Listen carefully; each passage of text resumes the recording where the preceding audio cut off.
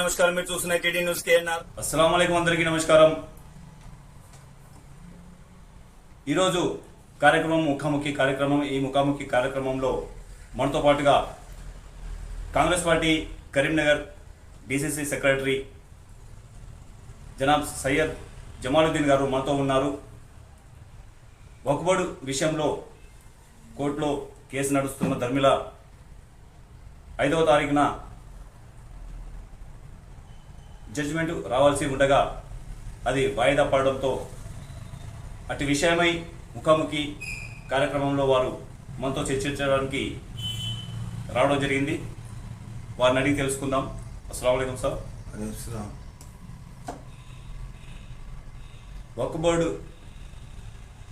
వక్ఫ్ amendment bill విషయంలో కోర్టులో judgement 5th రోజున వచ్చేది ఉండే, అది వాయిదా పడింది సార్. దాని విషయంలో क्लियर మీరు ఏమైనా చెప్పగలుగుతారా? क्लियर बोलूँगा मैं. हकीकत में ये पॉलिटिकल गेम चल रहा है वक्फ बोर्ड के ऊपर. मोदी साहब की गवर्नमेंट को ये वक्फ बोर्ड के तमाम इंतजाम देने के लिए भी सुप्रीम कोर्ट मजबूर होके गवर्नमेंट के ही हवाले करने के आसार में है. मेरा एक्सपेक्टेशन करेक्ट है. सुप्रीम कोर्ट गवर्नमेंट के जजमेंट को मानने के लिए भी तैयार है. ऐसे कोई अंदाजे दिखाई दे रहे हैं. क्या मैं सही हूँ या गलत हूँ, लेकिन मेरा एक अंदाज़ा गलत नहीं है. जब 5 तारीख को कल जजमेंट था, उसको एक्सटेंड किया गया. कब तक? 15 तारीख तक. इस दरमियान संजीव खन्ना सुप्रीम कोर्ट के जज रिटायर होने वाले हैं. रिटायर होने के वक्त उनसे एक सवाल किया. सॉलिसिटेड जर्नल तुषार मेहता ने सवाल किया, आप, मेरे को दुख हो रहा है, आप रिटायर हो रहे हैं. तो संजीव खन्ना साहब क्या बोले, नहीं मैं इसके इंतज़ार में था. इंतज़ार में था मतलब मैं रिटायरमेंट के इंतज़ार में था. मुझे कुछ दुख नहीं हो रहा है, क्योंकि वो बहुत सारा डिटेल है, उतने पेपर्स पढ़ना, अब मैं इसके बारे में सोचना, मैं इसके बारे में कुछ ऐसा राय देना या मैं कुछ जजमेंट देना, ये मेरे लिए अब वक्त कम है. इसलिए मैं इसको अगले बेंच में जो नए अब चीफ जस्टिस आने वाले हैं, सुप्रीम कोर्ट के चीफ जस्टिस जो आने वाले हैं, उनके बेंच पे मैं ये दाखिल कर दिया. ये किस्सा ये हुआ सो कल जी. तो ये उसमें एक मशहूर कांग्रेस के नेता भी है, बड़े वकील भी है, जो सलमान खुर्शीद है उनका नाम जी. वो क्या कह रहे हैं, गवर्नमेंट का फैसला मानिए. हालांकि सुप्रीम कोर्ट में बड़े वकील है. इससे क्या अंदाजा लगा सकते हम कि गवर्नमेंट सुप्रीम कोर्ट में छाई हुई है. अच्छा. ये सही बोल रहा हूँ मैं. मैं ना गवर्नमेंट को कुछ बोलना चाहता, ना मैं सुप्रीम कोर्ट को कुछ बोलना चाहता, ना इनको बुरा बोल सकता, ना मैं उनको बुरा बोल. जो हालात गुजर रहे हैं मैं उसके बारे में बात कर रहा हूँ. कैसा गेम खेला जा रहा है. क्या ये पूरे हिंदुस्तान के पूरे मुसलमान को अक्ल नहीं है, समझ नहीं है. हमने इतना भी नहीं समझते इस गेम को. अच्छा. इस गेम जो चल रहा है इसके बारे में पूरे मुसलमान समझ सकते. खिलवाड़ है ये, हमारे हुकूक के साथ खिलवाड़ है. वक्फ बोर्ड के जायदादों के साथ अख्तल भी है. क्या हमारे पूरे मुसलमान नहीं देख रहे हैं? हम न्यूज़ वगैरह, हमको पूरे मुसलमानों को बच्चे समझ रहे हैं. पूरा भारत में अब रैलियां निकाल रहे हैं इसके बारे में. हाँ, तो कुछ असर नहीं करता सर. असर कहाँ हो रहा. वही तो कह रहा हूँ मैं, पूरे मुसलमानों को वो लोग अनाड़ी समझ रहे. वो लोगों को कुछ नहीं मालूम. कुछ नहीं जानते, तमाम कानून हम ही जानते। गवर्नमेंट खुद बहुत अक्लमंद समझ रहे हैं, वो खुद वो पूरे ऐसे इसके कानून से वाकिफ है, समझ रहे हैं। ये सुप्रीम कोर्ट मजबूर है, ये दोनों में ये मामला चल रहा। अब इसका फैसला क्या होता 15 तारीख तक देखेंगे, इंतजार ही करेंगे। अब ये तो किस्सा यहाँ तक जो मैं सुना, मैं जो गौर करा, मैं रिसर्च करा, इसके बारे में मैं इतना ही जानता हूँ। मैं मोदी गवर्नमेंट को मैं कुछ भी बुरा भला नहीं बोलता, ना मैं सुप्रीम कोर्ट को बुरा भला नहीं बोलता। इन्होंने अपने काम में मसरूफ है। इनको खो खो का खेल रहता था पहले, बचपन में खो खो का खेल रहता था। इन्होंने क्या करे, खो खो बोले, इन्होंने जाकर उनको दे दिया। कुछ आने वाले नए सुप्रीम कोर्ट के चीफ जस्टिस को दे दिए। अब उन्होंने किसको खो खो बोलते हैं या नहीं, तो फिर किसके ऊपर डालते हैं या किसके ऊपर जिम्मेदारी डालते, वो नहीं मालूम। ये खेल चला। मुझको तो अच्छा नहीं लगा, इसलिए कि अच्छा। फिर तुषार मेहता जो जर्नल हैं, सॉलिसिटर के जो जर्नल हैं, तुषार मेहता कह रहे हैं हम डीनोटिफाइड नहीं करेंगे, हम वक्फी जायदाद को डीनोटिफाइड नहीं करेंगे, इसको रखेंगे, लेकिन ये बहुत तवील कई पेजेस पे है, इसको और गौर करने का है, और भी थोड़ा मालूमात हासिल करने का है। इस तरीके से इसको फिलहाल 15 तारीख तक मुलतवी कर दिया। अब दोनों में बातचीत हुई, जाने वाले चीफ जस्टिस से और हमारे तुषार मेहता दोनों बातचीत किए, कैसा महसूस कर रहे हैं, जा रहे हैं। मुझको तो दुख हो रहा, तो नहीं मैं को दुख नहीं, मैं इंतज़ार में था रिटायरमेंट की। अब ये बातें हो रहे हैं।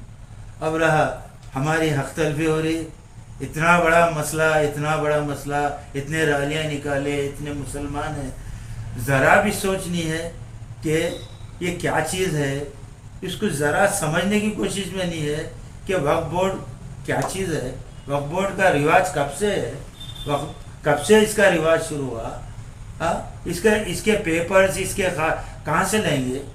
एक सालों साल पहले, कई हज़ार 100 साल पहले, 500 साल पहले की बात है, जो लोग दिए वो पेपर्स कहाँ मिलेंगे, क्या रजिस्ट्री के मिलेंगे या नहीं तो कुछ कागजात मिलेंगे, नहीं मिलेंगे।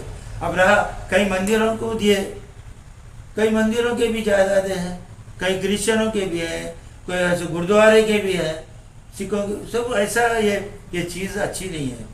मोदी गवर्नमेंट को चाहिए अब भी थोड़े से मेहरबानी करके वक्फ बोर्ड के मसले पे मेहरबानी करके अपनी सलाहियत को इस्तेमाल करके मुसलमानों के जायदादों पे, वक्फ बोर्ड की जायदादों पे सही बिल्कुल सही ईमानदारी से फैसला लिए तो मैं बहुत खुश हूँ। हुक्मरान ऐसा रहना चाहिए, एक फल वाला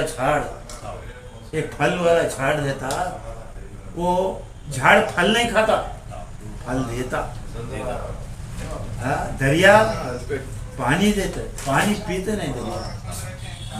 इस सोच के हुक्मरान रहना चाहिए। यानी मैं जो कह रहा हूँ वो बड़ी बात है या छोटी बात है, आप इसका फैसला सुनने वाले करना।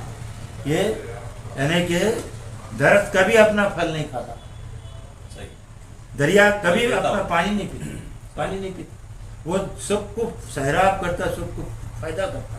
आज तक कोई झाड़ अपना फल खाया? इसका ये दोहरा मतलब क्या है? फायदा पहुंचाने की रहना हुकूमत। भाई ये बीजेपी को एक को नहीं बोल रहा हूँ, आने वाली हुकूमतों को भी, आइंदा आने वाली हुकूमत को भी बोल रहा हूँ। जो गुजरे से हुकूमत है वो कुछ नहीं है, इस्लामी हुकूमत में कहाँ भी हो। मतलब ये है कि अवाम को फायदा पहुंचाने, फल देना, अच्छा अवाम को फायदा पहुंचाने की सलाहियत में रहना, खुशी में रहना, उसका इंटेंशन वैसा रहना। जैसा नहर है, पानी है, दरिया पानी कभी नहीं पीता, दरख्त अपना फल कभी नहीं खाता। अच्छा, इसके बारे में अब मुस्लिम लॉ बोर्ड और मुसलमानों के लिए कुछ आपका राय? यही तो मैं कह रहा हूँ, मैं यही जब से वही कह रहा हूँ मैं कि हुकूक हैं वक्फ बोर्ड के, उसको कलदम मत करो। डी नोटिफाइड मत करो, उसको नोटिस में ले लो, उसको बहाल करो, अमेंडमेंट बिल को कलदम करो, यही करो। और क्या है, अब एक शेर क्या बोला, एक पुराना एक शेर याद आ रहा है एक शायर का, जालिमो तुम अपनी जुल्मत पे नाजा ना हो, दौर बदलेगा ये वक्त की बात है।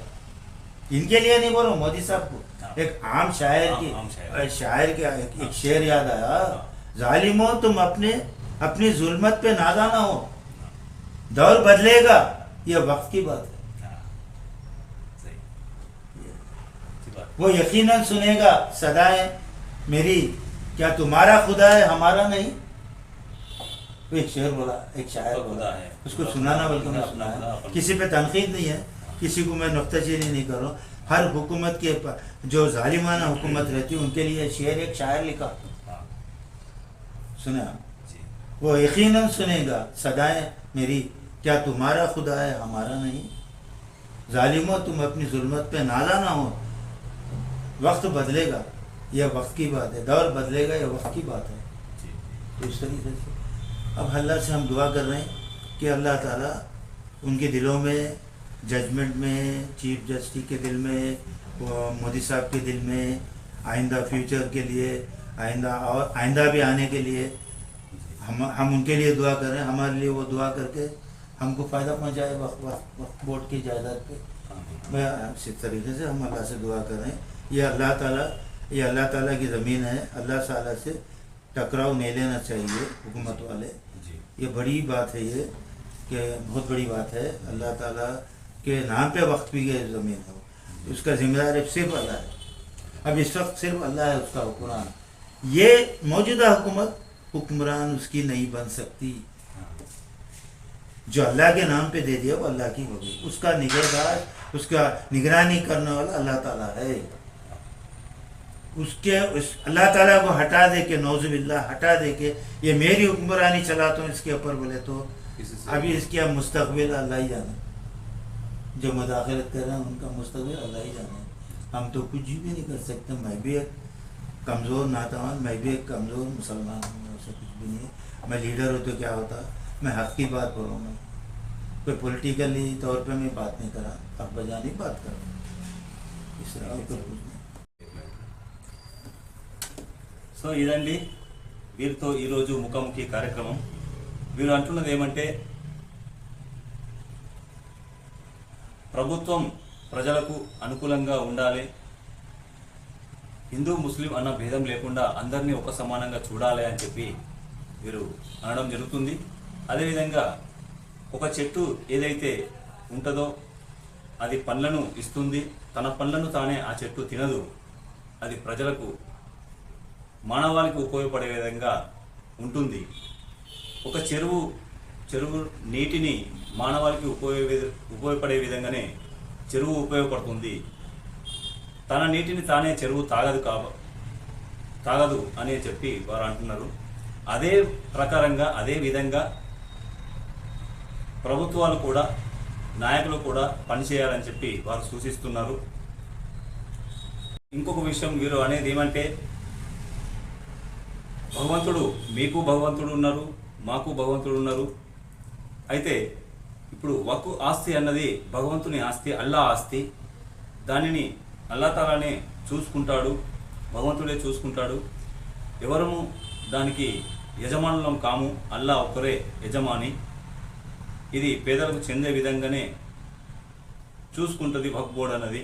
కాబట్టి ఇందులో జోక్యం చేసుకోవద్దని వారు సూచిస్తున్నారు. ఈ సందర్భంగా ఈ విషయమే వీరు ఒక కవిత్వాన్ని చెప్పడం జరిగింది. ఆ కవిత్వం యొక్క సారాంశం ఏమంటే, అందరి టైం ఒకేలాగా ఉండదు.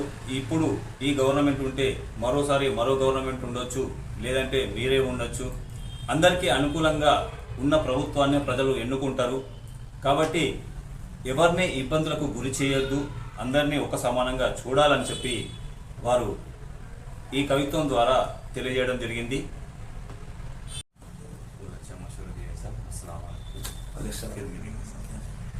DD news KNR, please subscribe. अस्सलाम वालेकुम, नमस्कारम.